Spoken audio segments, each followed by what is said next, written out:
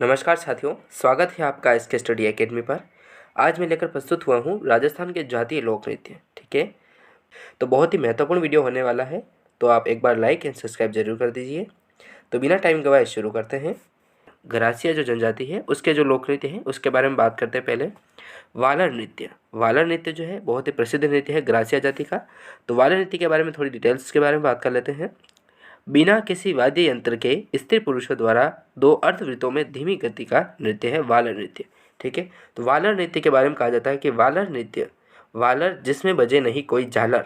ठीक है, तो इस तरीके से आप याद रख सकते हैं। बिना वाद्य यंत्र का बहुत ही महत्वपूर्ण नृत्य है गरासिया जनजाति का। ठीक है, नेक्स्ट कूद नृत्य। कूद जो नृत्य है वो गरासिया स्त्री पुरुषों द्वारा तालियों की ध्वनि पर बिना वाद्य यंत्र का नृत्य है। ठीक है, गरासिया जाति के कौन कौन से नृत्य हो गए जिसमें कोई वाद्य यंत्र का प्रयोग नहीं किया जाता? तो एक वालर नृत्य हो गया। ठीक है, जो पूर्णतः बिना वाद्य यंत्र का नृत्य है। ठीक है, फिर बात करते हैं कूद नृत्य के बारे में। तो ये भी स्त्रियाँ पुरुष ही करती है, लेकिन इसमें वाद्य यंत्र का प्रयोग नहीं होता है, लेकिन ताल और लय देने के लिए तालियों का प्रयोग किया जाता है। ठीक है, कूद नृत्य में। बाकी इसमें भी कोई वाद्य यंत्र प्रयोग नहीं किया जाता है। ठीक है, बिना वाद्य यंत्र का नृत्य है।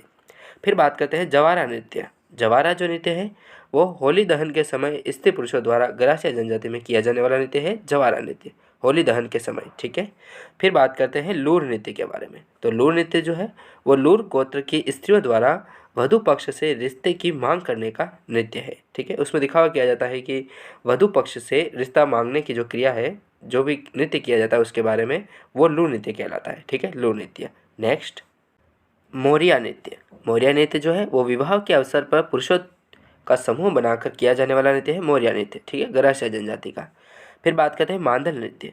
मांदल नृत्य मांगलिक अवसरों पर स्त्रियों का वृत्ताकार नृत्य है। ठीक है, सिर्फ इसमें स्त्रियां ही भाग लेती है मांदल नृत्य में। ठीक है, मांदल से आप याद रख सकते हैं, मांदल से मांगलिक, मांदल से मांगलिक याद रख सकते हैं आप। ठीक है, फिर बात करते हैं रायण नृत्य के बारे में। तो रायण नृत्य जो है वो मांगलिक अवसरों पर पुरुषों का नृत्य है। ठीक है, पुरुषों द्वारा किया जाने वाला नृत्य मांगलिक अवसर पर रायण नृत्य है, जबकि स्त्रियों द्वारा जो किया जाता है मांगलिक अवसर पर उसे मांदल नृत्य कहा जाता है गरासिया जनजाति में। ठीक है, फिर बात करते हैं गौर नृत्य के बारे में। तो गौर नृत्य जो है वो गणगौर पर स्त्री पुरुषों का सामूहिक नृत्य है। ठीक है, गौर यहाँ से आप याद रख सकते हैं, गौर से गणगौर। ठीक है, गौर से गणगौर पर स्त्री पुरुषों का सामूहिक नृत्य है गौर नृत्य। ठीक है, और गौर जो आभूषण है दोस्तों वो पहना जाता है पैर की सबसे जो छोटी अंगुली होती है उसमें गौर आभूषण। ठीक है, नेक्स्ट अब हम बात करते हैं भील जनजाति के लोक नृत्यों के बारे में। ठीक है, भील जाति में कौन कौन से लोक नृत्य प्रसिद्ध हैं तो उसके बारे में बात करते हैं, जो एक राजस्थान संस्कृति में बहुत ही बड़ा महत्वपूर्ण योगदान निभाते हैं। ठीक है, तो इसमें बात करते हैं पहले नृत्य के बारे में, गौरी गौरी नृत्य। ठीक है, जिसे राई नृत्य भी कहा जाता है। तो उसके बारे में बात करते हैं। गौरी उत्सव पार्वती की आराधना में किया जाता है 40 दिन तक। ठीक है, 40 दिन तक चलने वाला नृत्य है। इसमें शिव व भस्मासुर की कथा का अधिक प्रचलन है। ठीक है, शिव और भस्मासुर के कथा के आधार पर प्रचलित है। शिव को पुरिया और मसखरे को कुटकुड़िया कहा जाता है। कुटकुड़िया झामटिया जो भी इसमें किरदार निभाते हैं उनको उपनामों से जाना जाता है। तो शिव को पुरिया कहते हैं और मसखरे जो होते हैं, जो हंसी मजाक करवाने वाले होते हैं, उसे कुटकुड़िया कहा जाता है। ठीक है, तो बहुत ही महत्वपूर्ण नृत्य है भील जाति का, क्योंकि बहुत सारे कॉम्पिटिशन्स एग्जामों में पूछा जाता है। महत्वपूर्ण इसमें 2 पॉइंट बनते हैं। पहला है कि 40 दिन तक चलता है, वो भी रक्षाबंधन के बाद तक। ठीक है, फिर है शिव और भस्मासुर की कथा पर आधारित है और शिव को पुरिया कहा जाता है और कुटकुड़िया इसमें महत्वपूर्ण योगदान निभाते हैं। ठीक है, फिर बात करते हैं गैर नृत्य के बारे में। गैर नृत्य के बारे में बात कर लेते हैं। गैर नृत्य होली के अवसर पर भील पुरुषों द्वारा किया जाने वाला सामूहिक वृत्ताकार नृत्य है। ठीक है, पुरुषों द्वारा किया जाता है, इसमें स्त्रियां भाग नहीं लेती है और होली के अवसर पर किया जाता है और एक सामूहिक वृत्ताकार नृत्य है गैर नृत्य। ठीक है, जिसमें लकड़ी के डंडे लेकर नृत्य किया जाता है। ठीक है, नेक्स्ट नेजा नृत्य। नेजा नृत्य बहुत ही महत्वपूर्ण प्रश्न है दोस्तों, इसके बारे में पूछा जाता है। नेजा नृत्य होली व मांगलिक अवसरों पर भील स्त्रियों का सामूहिक खेल नृत्य है। ठीक है, खेल नृत्य है, भील स्त्रियों का सामूहिक नृत्य है एक। ठीक है, होली और मांगलिक अवसरों पर किया जाता है। फिर बात करते हैं द्विचक्री नृत्य। द्विचक्री जो नृत्य है वो विवाह और मांगलिक अवसरों पर पुरुष बाहरी वृत्त और महिलाएं अंदर के वृत्त में नाचते हुए यह नृत्य करती है, द्विचक्री नृत्य। ठीक है, आप इसे नाम याद रख सकते हैं, द्विचक्र यानी 2 चक्र। तो एक बाहरी जो चक्र होता है वो पुरुषों का होता है और अंदर वाला चक्र महिलाओं का होता है। ठीक है। फिर बात करते हैं घुमरा नृत्य के बारे में। तो घुमरा नृत्य जो है वो मामूली अवसरों पर किया जाता है, बील महिलाओं द्वारा किया जाता है और ढोल व थाली पर किया जाने वाला नृत्य है। इसमें वाद्य यंत्र प्रयोग नहीं होता है, लेकिन ढोल और थाली पर ताल इसमें दी जाती है, ठीक है, घुमरा नृत्य में। नेक्स्ट नृत्य है हाथी मना नृत्य। हाथी मना जो नृत्य है वो विवाह के अवसर पर किया जाने वाला नृत्य है, हाथी मना नृत्य, ठीक है। फिर बात करते हैं युद्ध नृत्य के बारे में। तो युद्ध जो नृत्य है वो दो दलों द्वारा युद्ध का अभिनय करते हुए किया जाता है, ठीक है। युद्ध नृत्य में युद्ध से संबंधित जो कलाएं हैं वो निभाई जाती है और यह नृत्य किया जाता है भिल जनजाति द्वारा, ठीक है।